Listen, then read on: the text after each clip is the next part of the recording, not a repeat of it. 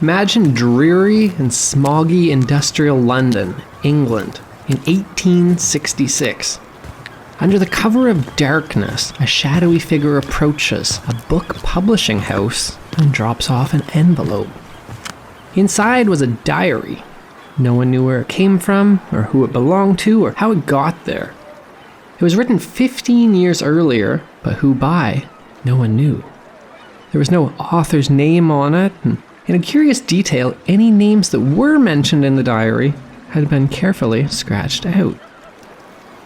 Have you ever dreamed of getting away from it all? In a world that's constantly being barraged by ads and information, by responsibilities and anxiety of stress, and, well, have you ever just wanted to go off into the woods and live alone for a while? Well, this mysterious journal was the diary of one man who did exactly that. His diary, telling the story of his time in the forest, paints this achingly beautiful and deeply poetic portrait of the untouched Canadian wilderness. It's been compared to Henry David Thoreau's Walden. When these London book publishers arrived the next morning and found the envelope, they were astonished by the quality of the writing and the emotion that shone through. The book was published and it became a minor literary sensation, but its mysterious author still to this day has not been identified. Today we're going to explore this diary written by a mystery author, and we have a special guest voicing the diary in this episode who is also a mystery man.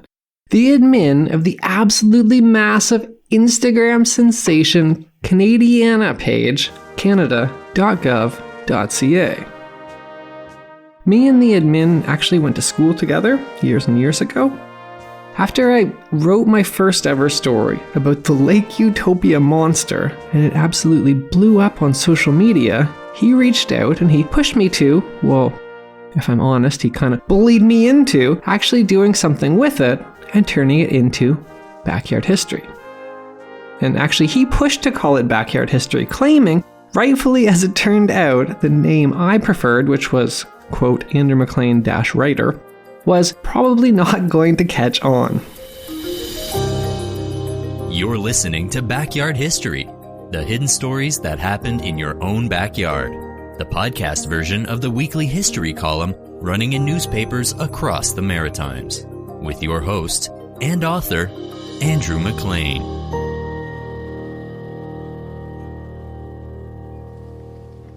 On board the ship, July 24th, 1851. I can hear the hoarse rustling of the water as a fine easterly breeze urges our ship through the slowly heaving waves of St. George's Channel. The land is vanishing, and we are fairly at sea. I am the only passenger, and the loneliness of a solitary passenger at the beginning of a voyage is perhaps as complete as if he were at the North Pole. Then how intensely real becomes the parting with his friends, those friends some of whom he may see no more. Through the open door comes the rustling sound of the wind sweeping through the rigging, the sigh of the sea under the side, the ship dancing. I may as well begin what I hope may be the means of beguiling the tedium of many an uneventful hour in the 5 or 6 weeks before us.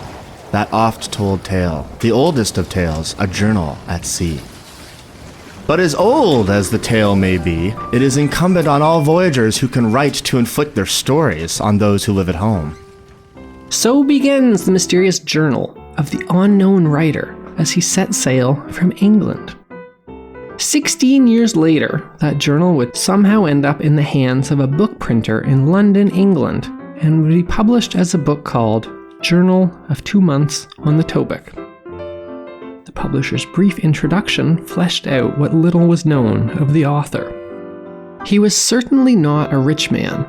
He was more than familiar with going hungry. He had little to no formal education, yet was clearly a talented writer. He was not a skilled tradesman. Instead, he worked as a manual laborer. While aboard the ship crossing the Atlantic during the 6-week voyage it took him to reach Atlantic Canada, he marveled that he had had many other adventures before this one. I have contrived to cram a good deal of life into my few years of existence, Almost too much, I sometimes think. And now, by this sudden flight of mine across the Atlantic, am I about to greatly swell the already unruly river of memories?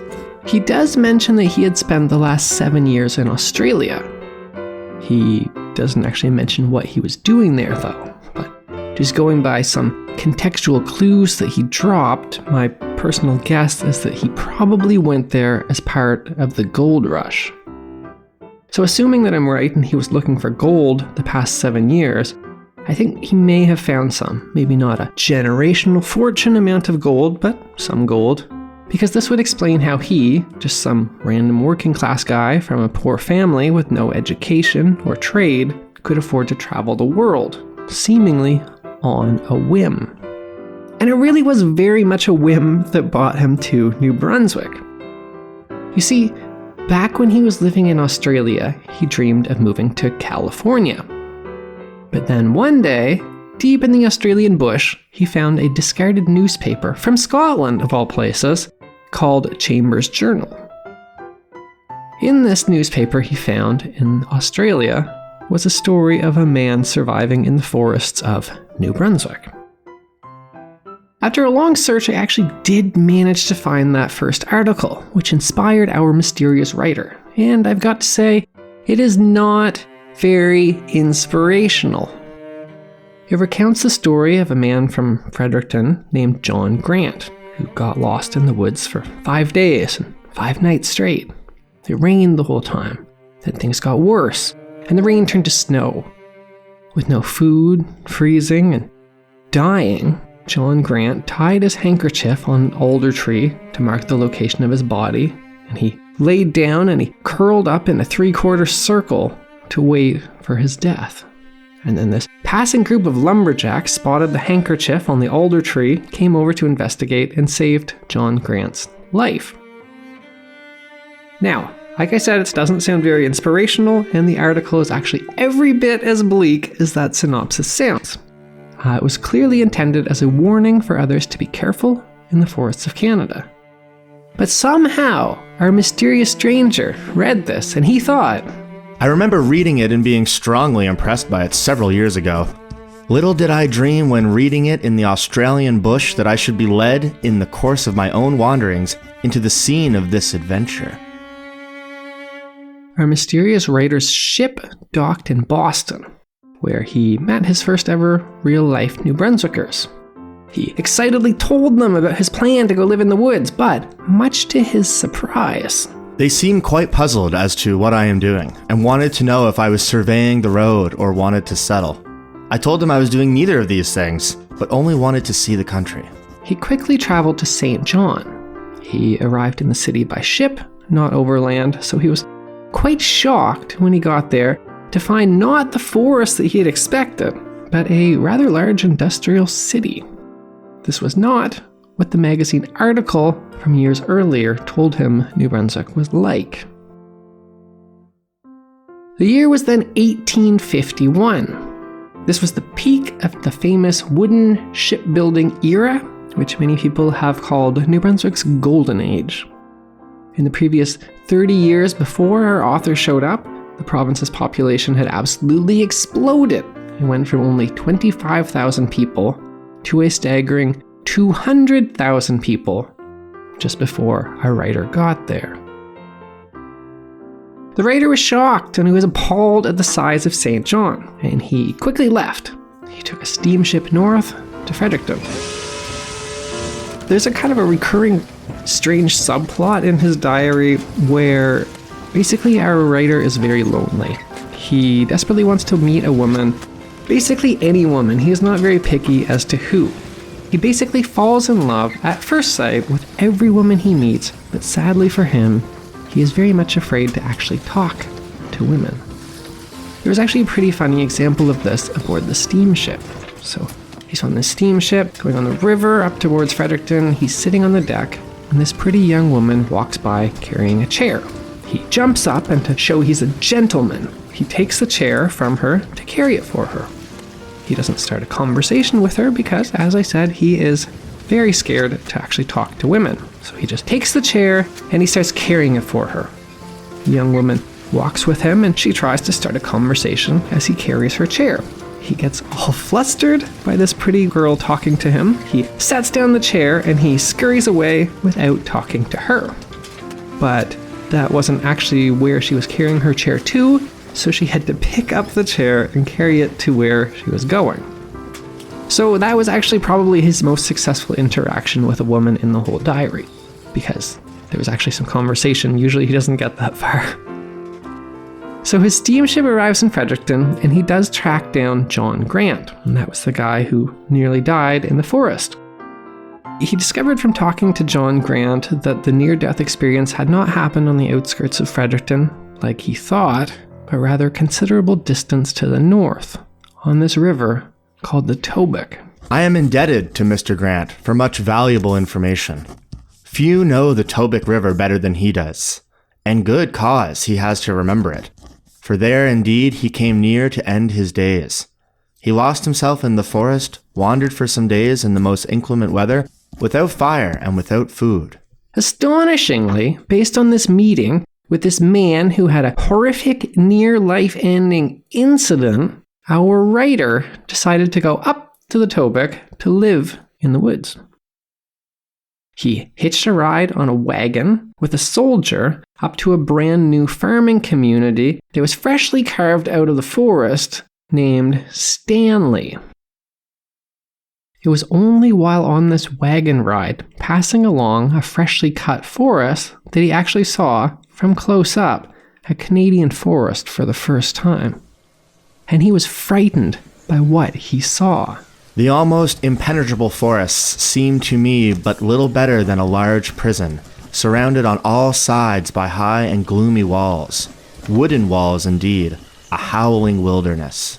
The only exit a road I could almost compare to a dark underground passage, overshadowed and confined as it is by the woods. When he told the soldier his dream to live in the forest, the soldier flat out told him his idea was crazy. The soldier told him stories of people going into the forest and getting sick, of getting injured, of getting lost, getting broken bones, suffering malnutrition, getting attacked by animals, until finally the soldier convinced the narrator to, at the very least, find a guide to bring him into the forest. The soldier made a considerable detour to an indigenous village along the way, and he basically just drops our unnamed writer off there. It seems like the soldier did not want to be a part of this man going off on what, in the soldier's mind, was surely a death sentence. The indigenous village isn't actually named in the diary, but I believe that it was probably Meductic. At the time, it would have been a fairly sizable Wolstakiak town, but today it is now underwater. It was submerged by the construction of the Mactaquac hydroelectric dam in the 1960s.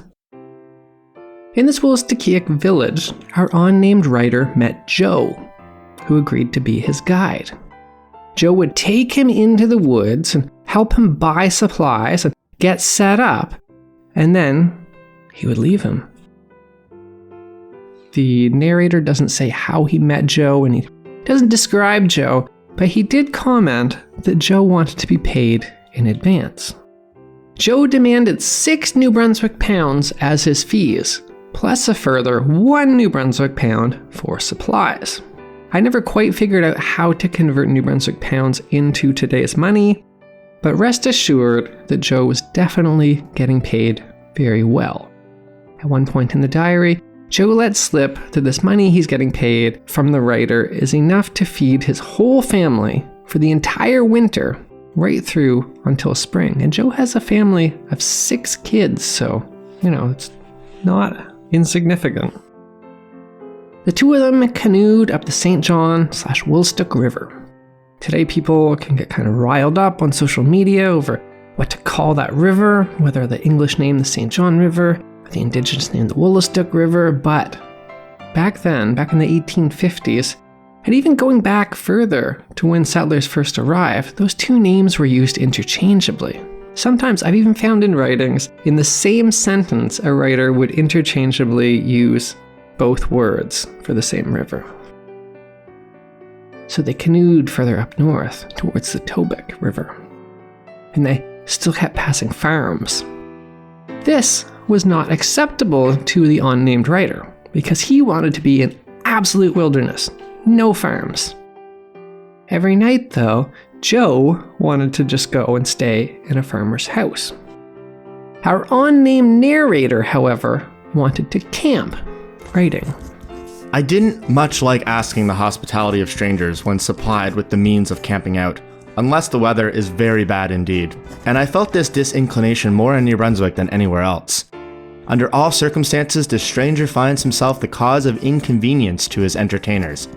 Their daily routine is interrupted and they look uncomfortable, while the guest is thoroughly so, mentally and physically. That was just his excuse, though. Our unnamed writer explains in his diary that he didn't want to go into farmhouses because he thought that the farmers would be hostile towards Joe, and by extension him, because Joe was an indigenous person. At one point, they did in fact have to stop at a farm for shelter due to a heavy rainstorm. And the writer was absolutely astonished to find that the farmers did not, in fact, treat Joe any differently than they treated him, writing. The farmer and his family received us very graciously, supplying us with forks to eat with and cream for our tea, treating Joe too with as much consideration as if he were a white man, setting a chair for him with all imaginable politeness. That same night, our unnamed narrator saw, for the first time, the Northern Lights. The wind had died away, and the clear sky over which the pale flashes of the Northern Lights streamed like waving locks of shining yellow hair. There is a mysterious, almost an awful beauty to these Northern Lights in their thin, delicate loveliness, as though the gates of heaven were suddenly opened and the glory from within beamed forth. As Joe and the unnamed writer moved up the river, the farms became fewer and fewer, and the weather grew colder. It was now late September. It turns out that the unnamed narrator knew virtually nothing about hunting or fishing. Joe showed him how to shoot partridge and ducks, and as well as fish for trout, although the narrator was particularly bad at fishing. The narrator, by this point, obviously seems to think that Joe is his friend. But just reading these same writings, it seems pretty clear to the reader that Joe finds the writer to be pretty ignorant. At one point, the two of them are just sitting around a campfire in silence. And then, totally out of nowhere, the stranger asks Joe if he can read. Joe, who had been just minding his own business, sitting there looking at the fire, slowly turned to the writer and asked him, "I can't read your language, but can you read mine?" The stranger wrote that he was surprised. He remarked that he didn't even know that indigenous people even had a written language. Joe, for his part, did not reply to this. As they traveled further north and grew more isolated, suddenly, one day, Joe became frightened. He'd heard the sounds of humans. While we were skinning a moose, there passed on the other side of the island, hidden from us, a canoe full of lumberers, loudly singing and laughing. Joe looked up with some apparent uneasiness. As the voices grew closer, he became, or seemed to become, seriously alarmed, and spoke of a gentleman having been robbed and murdered on the river by such men as these. This was a deeply disturbing moment for our unnamed writer.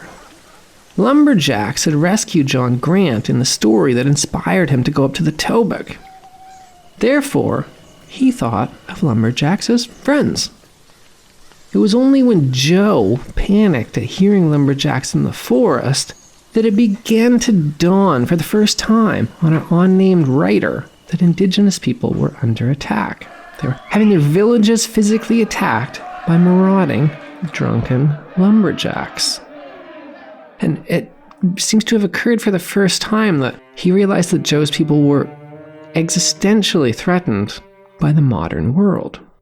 Settlers were encroaching on traditional Wolastoqey lands, and they were changing what Joe liked to call the original ways. The settlers' farms were moving onto land which the Wolastoqey had lived on since time immemorial, land which, according to the peace and friendship treaties, was supposed to be theirs. They were being relegated to live on a reserve system, but even the size of these reserves were shrinking. This was actually pretty well known, and at the time our narrator was there, it was extremely controversial in the cities. A brilliant young lawyer named Moses Purley was drawing attention to the plight of Indigenous people.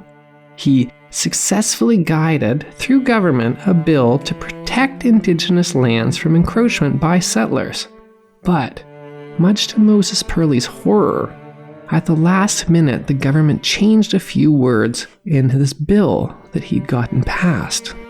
Instead of protecting Mi'kmaq and Wolastoqey lands, his bill now made it even easier for settlers to seize Indigenous lands. Joe and our unnamed writer passed through one of these exact reserves that we're talking about in Tobique. It was called Indian Reserve Number 20 at the time that they paddled through it, and at that time it encompassed 16,000 acres of land. Today, that same reserve, which is now called the Tobique First Nations, is only 5,766 acres. Our narrator was deeply shaken to learn all of this, writing, All this put me in a state of uncertainty. But then, Joe knew them well, and I did not at all. The lonely river was well suited to deeds of violence. No doubt the greatest ruffians of the country are occasionally found in the lumberers' camps. So, at any rate, I'll keep our firearms in a state for service. After passing through the reserve and continuing on a considerable distance, well past Plaster Rock, something really remarkable happened. Joe revealed that his home village was nearby. It was this tiny, secret community deep in the forest where Wolastoqey deliberately chose to live by what Joe called the original ways. I couldn't quite figure out exactly where the location would have been based on clues in the diary, but there's this one absolutely fascinating passage where our unnamed writer captures life in Joe's secret village in this really incredible way. He sat down on the floor inside of a wigwam, he pulled out his diary and his pen, and he just wrote down the scene that was happening around him in real time. While I am writing this, I am sitting in a little hut resembling very much the usual shepherd's hut in Australia. Before me sits Joe's sister busily plating up a basket, which she has never raised her eyes from since my entrance. Beside her stands a small child crying bitterly because I looked at him. The village consists of 2 rows of houses, about 20 in number. Between them is the village green where, in fine weather, before their doors, family parties are cooking their meals in bright fires. It appears to be at this specific moment when he made a big decision. An idea has entered my head which sticks there. A plan is forming in my mind. I have not shaken hands with the wilderness, nor am I going to be satisfied with a moose or a few trout. The desire of my soul has ever been for the wild lands of the world and the free life of the bush. And now I can satisfy it. How can I refrain? No, back I will go and build me a hut in those dark forests ere the snow fall and the frosts enchain the river. And there I will await the coming of the mighty armies of the north. In plain English, I will pass the winter on the Tobique. In spite of the terrible lumberers whom to fear, I will seek the moose and the caribou and slay the cruel wolf. I will ask Joe to build with me a camp and show me where to seek the moose and the caribou, and will pay him more dollars in his pocket than I believe he deserves to leave me to fight in solitude my battle with the wilderness and the beasts thereof, and with fierce winters and the terrors thereof. Joe took the writer to a spot far off in the forest to prepare to leave him there, alone. He taught the writer how to use a canoe, and he had also procured supplies for the trip. These supplies included pork, biscuits, flour, tea and sugar, ammunition, warm clothing, cooking utensils, an axe and a small hatchet, a few tools and a pair of snowshoes. Joe stayed with the narrator for 2 weeks. helping him to learn about the forest, the weather, and how to survive. Joe built our unnamed writer the place that he would soon call home, which he nicknamed Castle Lonely. It was a little wigwam on the Tobic. And then Joe left. And now our narrator was completely alone. Hour after hour, day after day, week after week, pass and leave me in my forest home, a prisoner in solitude unbroken. If my health fails, there are none to help me. If my spirits sink, none to cheer me. If I wander off into the wilderness and die, none will ever know my fate. It is a wild, almost dreamlike sort of existence. Nonetheless, he was very enthusiastic about being in the forest. At least at first. How can we speak of the lifeless forest when its ever-varying voices proclaim all its troubles and fears? The gentle breeze it utters in low murmuring sighs its foreboding of the coming storm. And when the storm rages with harsh clangor, in groanings and writhings of its mighty limbs, it upbraids the merciless blasts as it rushes fiercely by. It finds a voice for its sufferings, tree answering to tree in cracks and the snapping of their tough ribs, as though a whole regiment of sharpshooters were skirmishing in the woods.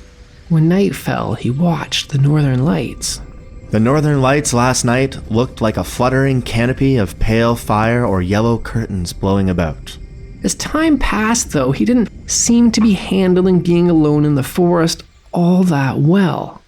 He caught himself talking to the squirrels.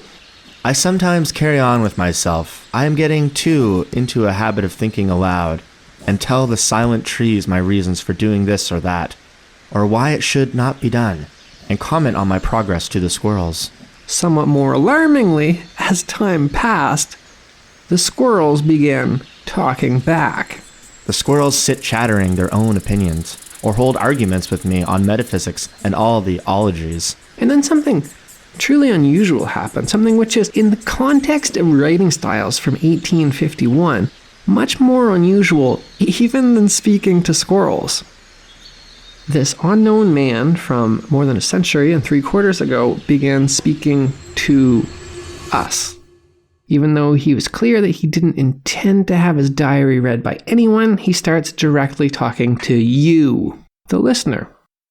The first time it happened was during a moment of panic when he got lost in a swamp. A merry stream with its gentle clamor enticed me to a place which I soon wished I had never seen, into a cedar swamp that I could scarce extricate myself from, and then left me. I became naturally very anxious to get out again, but so would you in the circumstances. He begins to realize that the forest is dangerous, and he warns you to be careful of slipping and falling. After all, a broken leg could mean certain death. And he started writing as if you were with him, and then he warns you to be careful. A trip to the feet will send us sprawling on the sharp stump of a spruce tree, or a rotten tree with its look of solidity will trip us up. Hurry along, we tread on the slimy, slippery trunk, where the bark has fallen off and the foot glides from under us. May you now understand that the forests of America are not like garden lawns. After he successfully hunts a partridge, he says, If you, the reader, can't already sympathize with my delight, my exultation, there's no more to be said. A recurring problem, though, was that now that Joe is gone, our unnamed writer had to face the fact that he really wasn't very good at hunting. The food he'd brought with him was beginning to run low, and he was by this point rationing it, meaning he wasn't really eating properly, which could explain the squirrels talking back to him. By mid-November, the weather is getting very cold. Puddles in the streams are beginning to freeze. And then came the snow. It has begun to snow. Such snow as I never saw before. Minute like dust, like pins points, close, thick, a mist, a fog, a drizzling cloud of snow. Down it comes as though all the atmosphere were charged with it. As he began to weaken from the cold and from not eating enough, his conversations with the wildlife began to get more in-depth. I had an amusing interview with one of my friends, the squirrels, today. A moose bird completing the party. Mr. Squirrel came whisking up in a devil of a hurry, and squatting on a stump began nibbling and munching at something he had got a hold of most energetically, commenting thereon all the while with great volume, till the moose bird, overhearing him, joined us to listen to the jokes of the little humorist, who suddenly threw away what he was eating and vanished behind the stump with a hearty fit of laughter. As time passed, with him eating less, he found his days preoccupied less by the sublime wilderness surrounding him, but by obsessions with staying warm. He had to devote large amounts of time to finding wood to keep the fire going, and he began getting obsessed with, unsuccessfully, ways to make his wigwam airtight. Once, when out hunting for firewood, he heard what had by this point become a strange and alien sound to him. My ears were suddenly invaded by a sound I have not heard since the Wolstakiak left me. The human voice, except of course my own. 2 or 3 log canoes were toiling up the river, lumberers going to their camp. As soon as I heard them, I put my tomahawk in my belt, took my rifle, and watched them till they passed. Much like Joe before him, he now feared and he even hid from the lumberjacks. It rather amused me to think how little they dreamed that there was a lonely human being in these thick woods watching them from his lair. Much, I dare say, as the weasels and lynxes watched me when I passed unceremoniously by their hiding places. Although we may at this point have some doubts about just how well his mental health is doing, we do have to admit that after a month in the woods, he's doing pretty well at surviving, all things considered. By this point in the story, there's a thick layer of snow on the ground, and the river is starting to freeze, and there he was, still safe, healthy, and relatively sane. He no longer held nature on a pedestal, though. He now viewed her as something to be respected. For the wilderness has its lesson to teach. Hard may be the lesson, rough and harsh the teacher, uttering words of truth with a piercing voice and a frowning sigh. Yet it is a lesson to be treasured in the heart. Dangers can strike quickly in the forest. In one moment, completely out of the blue, as he was chopping wood, disaster struck. His only axe broke. The breaking of an axe is a small matter to him who has but to go to the next blacksmith's shop to repair it. But the blacksmith builds no shop in the wilderness. And when today the axe on which I had depended for very life in a New Brunswick winter divided into 2 halves in the hard crease of a sturdy maple, I could hardly comprehend the scale of my disaster. It wasn't a total catastrophe, though. He had brought with him a backup, a smaller axe which he called a tomahawk, which we would probably call a hatchet today. So he was momentarily reassured, but not by much. He checked a stockpile of wood that he built, and he decided it was large, and he tested out the tomahawk. It was good enough to cut down softwood trees, although it struggled with hardwoods, like the maple that had taken out his axe. He felt reassured that he could make it through the winter. But that night, though, he found himself unable to sleep. He sat alone in the cold wilderness, staring at that little fire, and he was thinking and thinking and thinking. I began to ponder seriously on my position. What if my only axe left me should break? I would be in a helpless state. Hitherto I had not seriously desired returning to society or opening communication with mankind. But now must such a way be found? He wrote down his thought process step by step, examining how, in case of a crisis, he would get back somewhere, anywhere, with people. Could he walk? It was 22 miles through the forest to the nearest house. His only trail was blazes, and that means little axe cuts he made on the bark of trees that he was supposed to follow. 22 miles of wilderness is the equivalent to 40 miles of turnpike road, and in this deep of snow, equivalent to how many more? I should have to camp out to carry blankets and provision. Only then, after 2 months living alone in the forest, did it finally begin to dawn on him the severity of what everyone had been warning him since the very moment he first arrived in New Brunswick. Just how precarious life can be in the wilderness. The trees are my jailers, and grimly they stand around me, watching me in their glistening white robes. He doesn't much care for this idea of doing a direct hike through the forest, so he tells us that he hatched another idea, but he won't tell us about what it is, in case it doesn't work out. 4 days before Christmas, his diary entry was only 5 hastily scrawled words.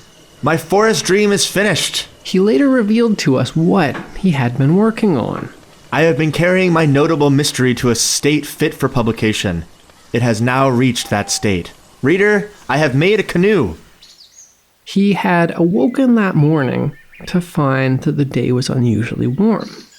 He figured that this might be the last ever chance he would get to get out of the forest. He hastily scrambled to throw some things into a bag, and he hastily scrambled out of there, abandoning his castle lonely forever.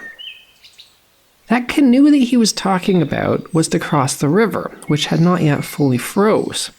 It wasn't really a canoe, though, as we would understand it. Basically, what he had found was a fallen tree further down the river. He used his hatchet to carve basically a hole in it, and then at this point, he paddled a dead tree trunk across the river.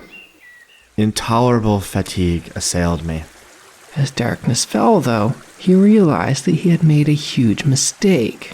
I had undertaken a task, the difficulties of which I did not discover until it became a matter of life and death. At night, he slept in a bed which he wrote that he didn't think that we would have a high opinion on. I retired to a bed you would think of as anything else but a bed. The mattress is spruce boughs, the blankets, a cloak and rug thrown on them. My coat is a pillow, hard bed, hard pillow. But with them sound refreshing sleep and pleasant dreams ever recurring of the faraway, of the light of other days, of the land where all my loved companions dwell. He continued on overland, which he found out was much more difficult to navigate than even paddling his log down a frozen river. Intolerable fatigue assailed me. The jerking of the strap made my back ache, and the strain on my knees made them totter under me. I had undertaken a task the difficulties of which I did not discover until it became a matter of life and death. Compelled every 10 minutes to sit down lest I should fall. He was trying to find this lumberjack camp. He managed to find a clearing that they had once worked at, but the lumberjacks had moved on, and he couldn't find their camp. As he went through clearings, he wrote, I was staggering with fatigue, and knew that if I fell, I could not rise again. At last came the words, generally fatal to the traveler on foot, I can go no further. I sat down on my sledge, almost despairing. To take that further was impossible, but making a last effort, I got onto my legs, crawled a mile, and heard an axe ring hard by. Saw smoke. Mid knew I was close to the lumberers' camp. I scrambled through the woods and saw a man chopping down a tree. With some anxiety as to the way I should acquit myself in the unwanted feat of conversing, I addressed him. The young lumberjack sensed that someone was behind him and turned around before our narrator spoke. Remarkably enough, he was not the slightest bit surprised at this stranger that had come straight out of the forest and was now standing behind him. He said, Well, you don't look so fresh as you did when you went up in the fell. I found he had seen me when I hid from him in the forest. The unnamed writer was brought by this young lumberjack to the camp. All of the other lumberjacks were gone, but the cook explained to him that they had all heard of the Englishman who had been all alone in the woods. Then I sat down and with a pot of tea, buckwheat cakes, and fresh pork instead of salt, soon forgot my sorrows. One by one came in the lumberers, jolly fellows, all knew about me. Made them roar with laughter with telling them of my forest experiences. Ate enormously, then found myself able to go back for the sledge, and brought it in, stumbling in the dark over rough ice. So, something happens at this point in the diary, but I'm not quite sure the significance of it. That was the last entry written in pen. Everything to this point had been written in the same style, and these kind of long-form entries, which definitely marked our author's preferred way of storytelling, which he'd used the whole book. That's the last entry in the style. after this, everything else is written in a pencil, stuck towards the end of the book. He doesn't usually put dates in. He just kind of jots down short points instead of writing out long entries. I don't know what this means, but we can piece these together to try and figure out little bits of clues as to what may have happened to him. So after the lumberjack camp, he quickly moves on. On Christmas Eve, he returned to the Wolastoqey people's home, with Joe's little secret village, and he spent Christmas with them. It turns out that the Wolastoqey did not believe that he was going to make it. They were all rather surprised to see me alive, having taken for granted that I had been frozen to death long ago. He left there on Boxing Day and he was headed for Grand Falls. But this brutal cold snap kicked in that dropped the temperature to 39 degrees below zero. He stopped at a house with an elderly Irish immigrant farmer who, by the way, it doesn't seem that our narrator very much liked. He called him the craziest person in New Brunswick, and it seems like the feeling may have been mutual. The two of them ended up stuck there for quite a long time, too. This cold snap lasted until January 7th.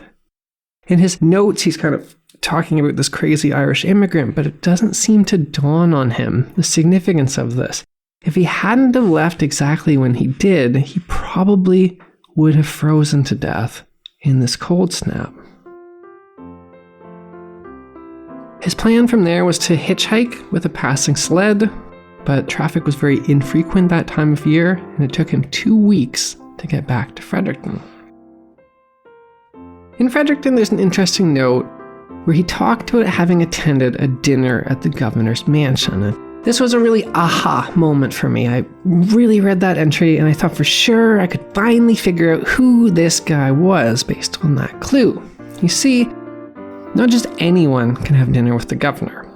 And everything about the governor's schedule was meticulously documented, and even today, 200 years later, these documents survive, and you can look up on any given night who New Brunswick governors had dinner with. So I thought I could find it, so I ordered up this enormous leather tome, which is like basically the size of my torso.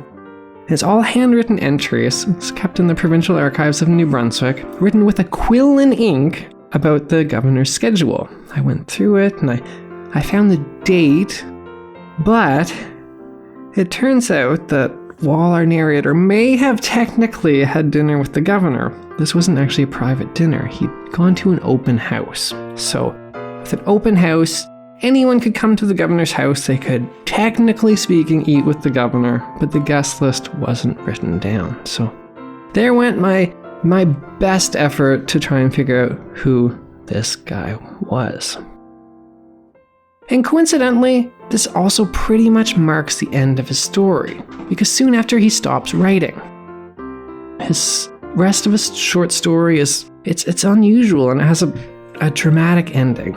The final entry is February 4th, 1852. He acknowledges in it that he stopped writing 2 weeks earlier, and he notes, I must try and rub up my recollection of the last weeks before the events leave my memory. He wasn't actually in St. John when he wrote this entry, though. He was aboard a ship going back to England. But something seems really wrong in this entry. His writing style's different, it's strangely clipped, it's disjointed, it's written in a pencil, and then he just stops in mid-sentence. And that's it, that's the end, that's the end of this journal. So, what happened? Why did he stop? Why did he stop in the middle of a sentence and never write again? Did he lose his journal? Did he fall overboard? Did he get sick and die on the ship? And if any of these stories were true, how did his diary appear on the steps of a London publishing house 15 years later? I don't have any answers to these questions. The only thing that I can rule out, though, is that there wasn't any shipwreck, because I did check on this ship and it made it to England safely. So your guess is as good as mine as to what happened with him. So I'm going to end this episode with the full, unedited final entry from this mysterious writer's diary, and you can decide for yourself what became of him. You can stay tuned. At the end of the episode, we're going to have a brief chat between the admin and I about this episode and about how he came up with the name Backyard History. February 4th, at sea, aboard the ship named Borneath. I must try and rub up my recollection of the last week or two before the events leave my memory. On Monday, the 26th of January, I left Fredericton by covered sleigh. We had to cross the Ground Bay on the ice, a distance of 3 miles. Next, I fell ill. I was worse the next day. On Thursday, I kept to my bed and sent for the doctor. But I forgot to mention that on Tuesday night, in spite of it all, I contrived to hear the Dr. Lewis lecture on phrenology and mesmerism. Lecture room in Mechanical Institute, crowded, dirty room, stink of tobacco and brandy. A nasty fellow asks me for a chew. Lecture full of gesticulation and flowery language. Buffoonery never came to the point, left everything unproved. A lad comes rushing in afterwards, makes some electrical experiments, all of which are of a most unsatisfactory nature. On Thursday, crowd collected around St. John's Hotel to see a man come and order breakfast. Did not, and why? St. John in winter, boys skating, girls sliding, everybody slides.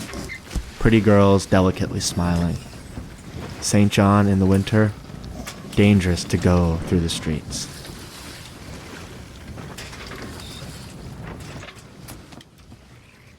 All right, so we're here with the guest voice actor for today's episode. This is the admin from the Instagram mega hit account, Canadiana at canada.gov.ca. Woo! So what did you think of our episode? I thought the episode was great. I think like all Canadians love reading about a British person coming over and underestimating the terrain here and finding themselves in trouble. I was saying to you a minute ago, it really reminds me of Susanna Moody's Roughing It in the Bush.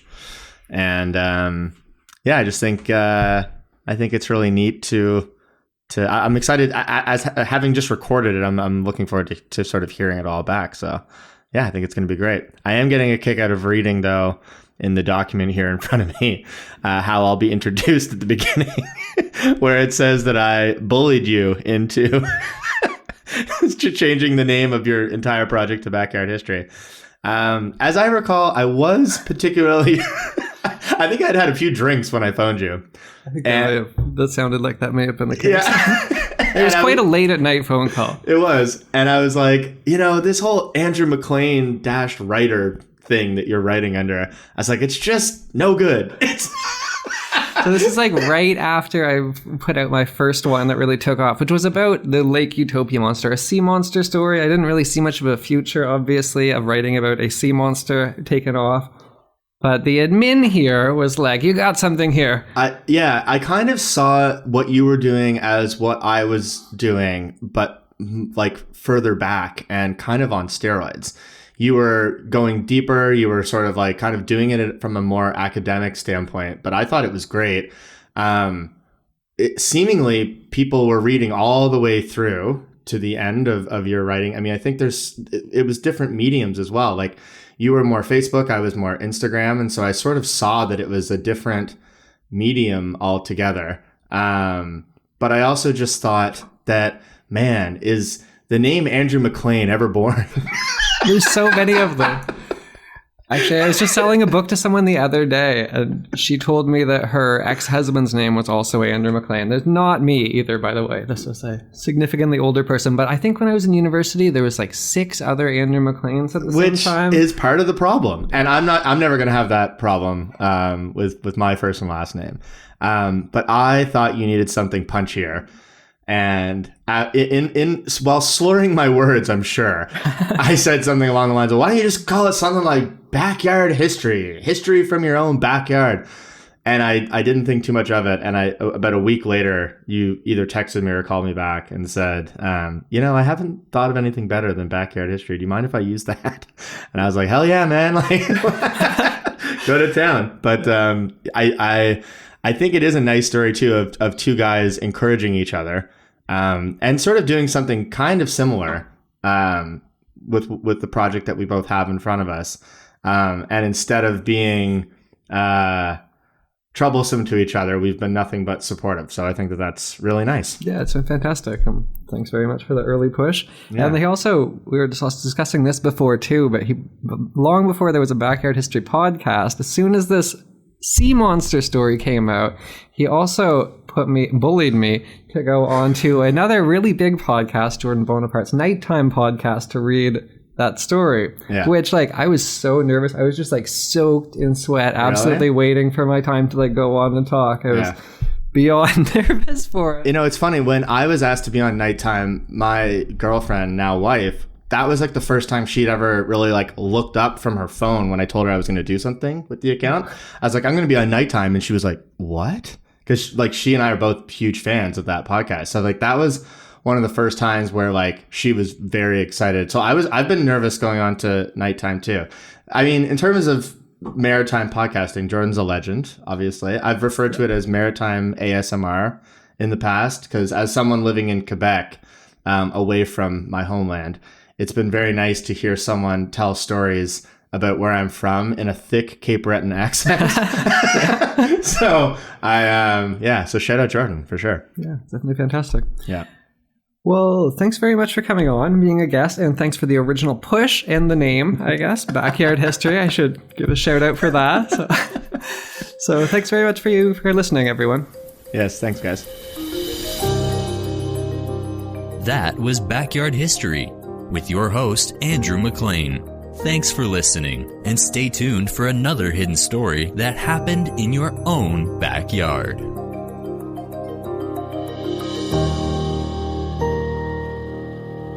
Produced by Jordan Lozier.